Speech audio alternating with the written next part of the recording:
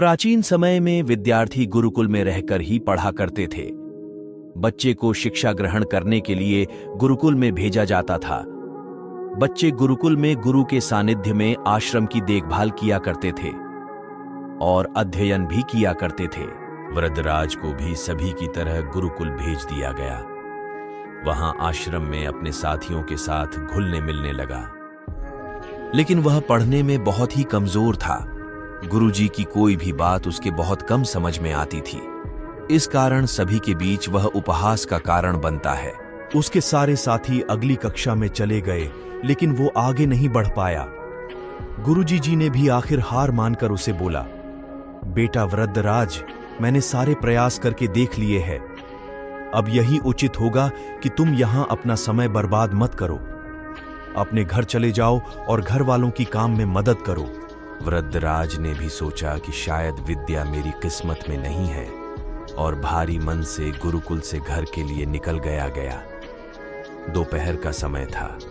रास्ते में उसे प्यास लगने लगी। इधर उधर देखने पर उसने पाया कि थोड़ी दूर पर ही कुछ महिलाएं कुएं से पानी भर रही थीं। वह कुएं के पास गया।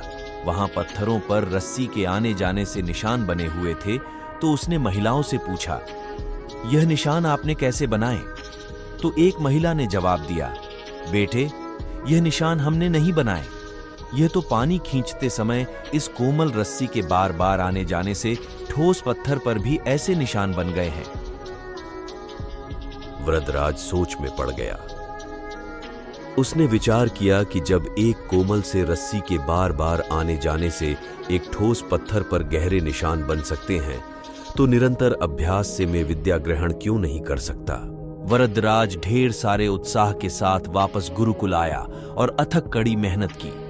गुरुजी ने भी खुश होकर भरपूर सहयोग किया। कुछ ही सालों बाद यही मंदबुद्धि बालक वृद्धराज आगे चलकर संस्कृत व्याकरण का महान विद्वान बना, जिसने लघु सिद्धांत कौमुदी, मध्य सिद्धांत कौमुदी, सार सिद्धांत कौमुदी, गीर्वाण पद्मंजरी की रचना की। दोस्तों, अभ्यास की शक्ति का तो कहना ही क्या है। यह आपके हर सपने को पूरा करेगी। अभ्यास बहुत जरूरी है, चाहे वो खेल में हो या पढ़ाई में या किसी और चीज में। बिना अभ्यास के आप सफल नहीं हो सकते हो। अगर आप बिना अभ्यास के केवल किस्मत के भरोसे बैठे रहोगे, तो आखिर में आपको पछतावे के सिवा और कुछ हाथ नहीं लगेगा। इसलिए अभ्यास के साथ धैर्य, परिश्रम और लगन रखकर आप अपनी मंजिल को पाने के लिए जुट जाएं।